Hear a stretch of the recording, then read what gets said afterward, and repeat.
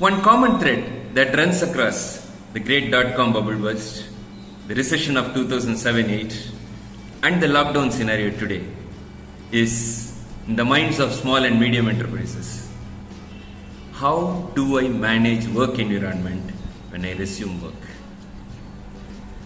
Uncertain revenues, ambiguity over hierarchy and roles, and uncertainty over compensation all lead to fear and anxiety.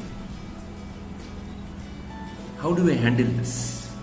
The answer lies in prioritizing our well-being, our employees' well-being, both physically as well as emotionally. The Art of Living's holistic well-being program is a perfect intervention in a scenario like this in our lives.